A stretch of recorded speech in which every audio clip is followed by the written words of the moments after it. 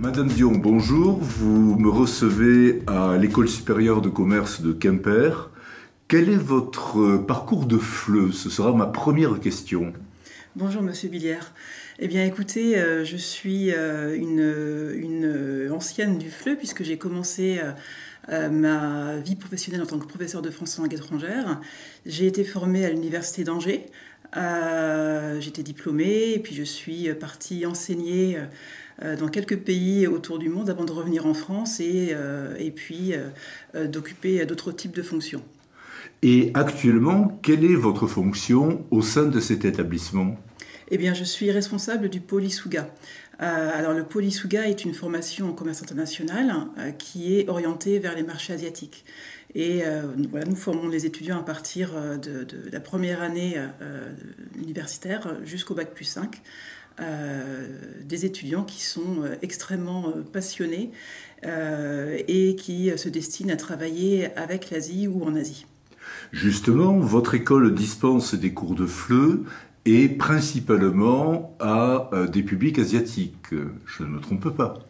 Tout à fait. En fait, nous recevons des étudiants qui viennent de nos partenaires en Corée, en Chine et au Japon, et qui viennent ici étudier le français langue étrangère et en même temps découvrir la Bretagne, découvrir la région, la France aussi.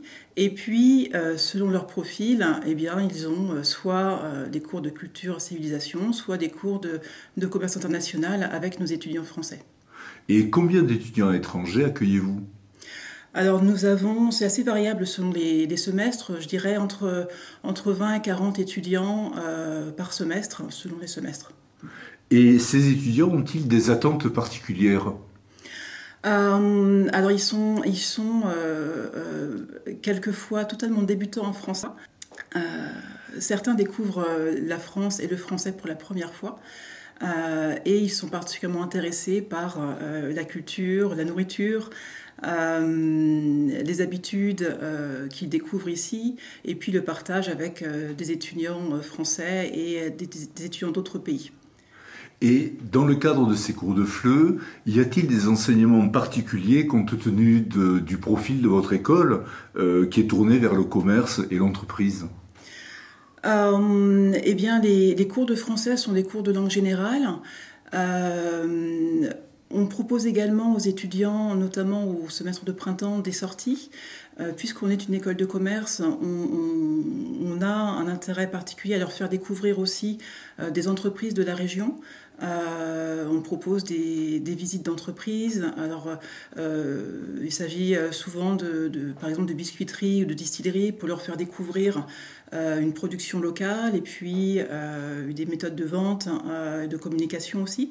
Des visites de sites touristiques qui permettent de découvrir la région et de ramener chez soi aussi de belles images et de bons souvenirs et de participer ainsi à la connaissance de la Bretagne.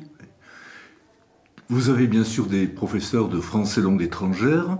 Ce sont des professeurs qui ont quel profil? Est-ce que, par exemple, ils sont en mesure de faire des cours un peu orientés vers le commerce, le management, ou bien dispensent-ils uniquement des cours de français général? En d'autres termes, y a-t-il du français de spécialité? Alors, on reste sur du français général.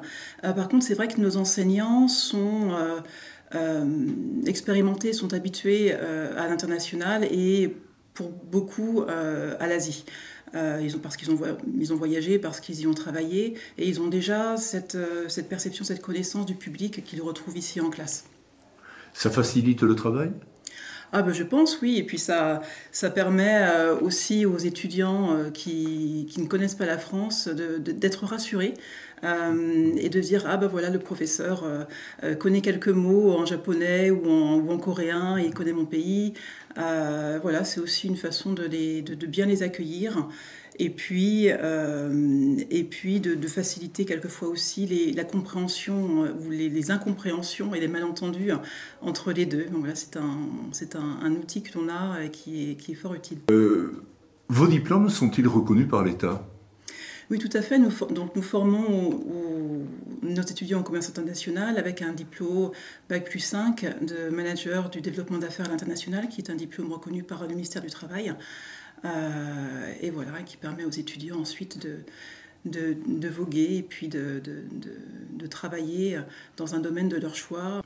Le commerce international est un domaine qui permet de travailler dans des fonctions très diverses, dans des environnements très divers aussi. Donc à chacun ensuite de construire son parcours et puis de choisir vers quoi il a envie d'aller. Et lorsque les étudiants sont en recherche d'emploi, vous les aidez d'une quelconque manière? Ou c'est à eux de voguer de leurs propres ailes? Alors nous les aidons avant tout pour de recherche de stage, puisque dans leur parcours, ils ont 2 périodes de stage en 3e et en 5e année. Et pour trouver leur stage, ils sont accompagnés par une coordinatrice et puis par les enseignants avec des activités de type technique de recherche, avec un focus aussi pour certains sur le pays dans lequel ils souhaitent chercher un stage. Je pense au Japon par exemple, qui demande une démarche particulière dans la recherche de stage et puis des documents auxquels on n'est pas forcément habitué, c'est aussi ce qu'on leur propose. D'accord. Et donc vous êtes très tourné vers l'Asie. Est-ce que vous avez des contacts ou des partenariats avec des institutions situées dans ces pays? Oui, alors avant tout, nous avons une quarantaine de partenaires en Asie, en Chine, à Taïwan, en Corée du Sud et au Japon, ce qui nous permet d'accueillir des étudiants qui viennent de ces universités ici à l'école et puis aussi d'envoyer nos étudiants pour un semestre d'études dans le pays dont ils étudient la langue. Sachant que nos étudiants ont 3 séjours sur les 5 ans à faire dans un pays asiatique. Et puis, l'école héberge aussi un institut Roi Sejong qui est ce que je pourrais appeler comme une équivalence d'une alliance française. Donc, il s'agit de développer et de faire la promotion de la culture coréenne. Et nous avons la chance d'accueillir cet institut dans les locaux de l'établissement. L'école est également partenaire de l'Institut Confucius depuis 2010 et nous organisons sur le site de l'école des examens de langue chinoise chaque année pour les étudiants et puis pour le public extérieur également.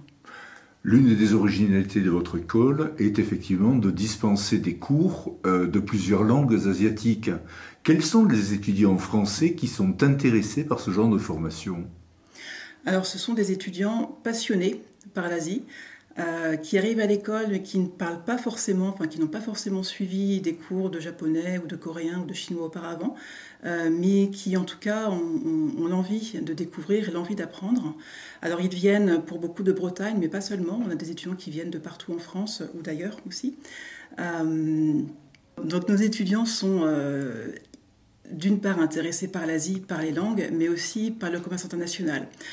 On leur dit, voilà, vous avez une passion, on la partage d'ailleurs, mais on n'est pas une école de langue, on fait du commerce international aussi qui sera appliqué principalement vers les marchés asiatiques. Mais il faut avoir ce double intérêt, le commerce international et puis l'Asie, pour pouvoir être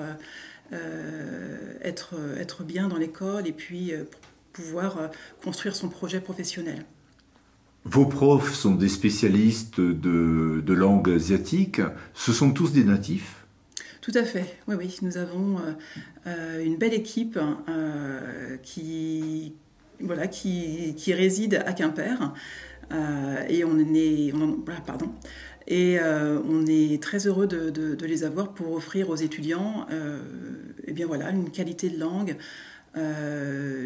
actuelle et puis les préparer au mieux au séjour qu'ils vont faire en Asie et puis plus tard à leur vie professionnelle qui sera, on l'espère, en contact avec des entreprises dans les pays cibles. Et comment sont organisés ces cours de langue, c'est-à-dire l'étudiant qui étudie le coréen, le chinois ou le japonais, à combien d'heures de pratique, de connaissance de la langue par semaine? Alors chaque étudiant est intégré dans un groupe de niveau à son arrivée et puis on évolue au fil des années selon la progression, c'est assez personnalisé et ils ont tous les jours un cours d'1 heure et demie voilà, entre le lundi et le vendredi. Donc on imagine qu'au bout des 5 ans, eh bien, le niveau est plutôt bon. Si vous deviez le définir selon les canons du sacro-saint cadre européen, vous pensez que vos élèves atteignent environ quel niveau? Oh, je pense que les meilleurs, on serait sur un niveau sans doute B2, je pense B2, voire C1 pour vraiment la crème de la crème, si on peut dire. D'accord, c'est très honorable. Ouais, tout à fait. Et ces étudiants, outre les cours de pratique de la langue, je suppose qu'ils reçoivent des cours de civilisation, Quels sont les thèmes qui sont abordés?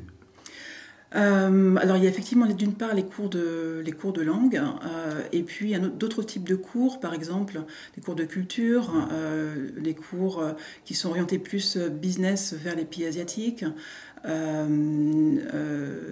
puis je dirais aussi à l'intérieur des cours de commerce international, nous avons la chance d'avoir des enseignants, des intervenants qui sont eux aussi spécialistes de l'Asie, qui travaillent encore aussi quelquefois avec l'Asie, et qui permettent d'intégrer des études de cas dans leurs cours qui vont mettre les étudiants en situation de travail avec un partenaire asiatique par exemple. Donc finalement l'Asie se trouve dans l'école à la fois dans les cours de langue mais également dans les cours de commerce international puisque voilà, on a cette chance d'avoir ces apports par les intervenants et par les enseignants. Donc il n'y a pas que de la théorie, vous développez au maximum des enseignements pratiques. Tout à fait, oui. La pédagogie est vraiment une pédagogie qui met l'étudiant en situation presque de travail en entreprise pour qu'il comprenne, qu'il découvre ce qui sera attendu de lui plus tard lorsqu'il sera d'abord en stage, puis dans un emploi dans le secteur qui l'intéressera. Le diplôme couvre combien d'heures en totalité? Alors on a environ 600 heures par an en moyenne sur les 5 années. Et sur ces 600 heures, une centaine est consacrée aux cours de langue uniquement. Le reste est constitué des cours de commerce international, des cours de culture. Et soit dit en passant, les élèves qui se tournent vers une spécialité langue asiatique et l'un des 3 pays dont vous enseignez la langue et la culture, est-ce que ces étudiants, parallèlement à ces études, doivent également perfectionner leur connaissance de l'anglais? Tout à fait. Oui, effectivement, on fait du commerce international, l'anglais sera indispensable pour eux. Donc ils ont en première et deuxième année des cours d'anglais à raison de 5 heures par semaine. Et puis à partir de la 3e année, il n'y a plus de cours de langue anglaise, mais par contre les cours basculent en anglais. Voilà, on a ces 2 années de préparation avec 1 ou 2 cours ou 2 ou 3 cours en langue anglaise, mais à partir de la 3e année, là, on passe sur autre chose. Et puis les étudiants, alors on sait bien que c'est difficile au démarrage, hein, mais ils apprennent au fur et à mesure et puis ils progressent et c'est en pratiquant aussi qu'ils améliorent leurs compétences. Et ces cours en anglais sont dispensés par des professeurs français, des professeurs asiatiques ou des professeurs anglophones? Actuellement des professeurs français ou binationaux. Ayant une connaissance approfondie des 2 langues. Ah, tout à fait, oui. D'accord. Ce qui nous évite de dire. Est-ce que vous procédez à des échanges culturels ou des échanges universitaires avec vos partenaires asiatiques? Oui, tout à fait. Chaque semestre, nous recevons des étudiants qui viennent de nos partenaires et puis de notre côté, nos séjours chez les partenaires se passent à partir de février. Donc l'école a une vie très intense entre septembre et février puisque c'est là où on a l'essentiel des cours pour que nos élèves puissent être libérés à partir de février pour partir dans leur université d'accueil. Et le séjour dure combien de temps dans l'université d'accueil? C'est entre 3 et 5 mois, ça dépend des pays, des universités. Et puis la date de départ est également différente selon les pays. On peut partir entre fin janvier et puis avril pour ceux qui partent au Japon. Ont-ils un rapport de stage à remettre lorsqu'ils rentrent en France? Tout à fait. Alors, ils ont ce qu'on appelle un rapport de séjour qui est différent selon l'année, parce qu'on ne demande pas la même chose aux premières, aux deuxième et aux quatrième années. On adapte aussi les choses et puis ça leur permet de réfléchir à leur expérience, de réfléchir aux découvertes qu'ils font, aux échanges qu'ils ont eus, et puis petit à petit, enfin, surtout pour les quatrièmes années, d'avoir une première, ou pas d'ailleurs, en tout cas une réflexion sur le monde du travail dans le pays dans lequel ils auront résidé pendant quelques mois. Et ce sont des rapports qui donnent lieu à soutenance devant un jury? Alors pas les rapports de séjour, il s'agit de travaux écrits, mais que nous lisons avec attention et avec beaucoup d'intérêt, et dans lesquels on apprend beaucoup de choses. Les rapports de stage, par contre, en troisième et cinquième année, donnent lieu à une soutenance orale qui permet aux étudiants de travailler aussi la présentation orale, et puis d'expliquer ce qu'ils ont fait de vive voix avec les membres du jury, d'avoir un échange avec eux et plus tard de poursuivre aussi les discussions sur leurs intérêts, leurs projets, leurs difficultés aussi quelquefois, et ce qu'ils ont envie de continuer à faire et à transmettre. Visiblement, vous dispensez des formations extrêmement dynamiques et très complètes.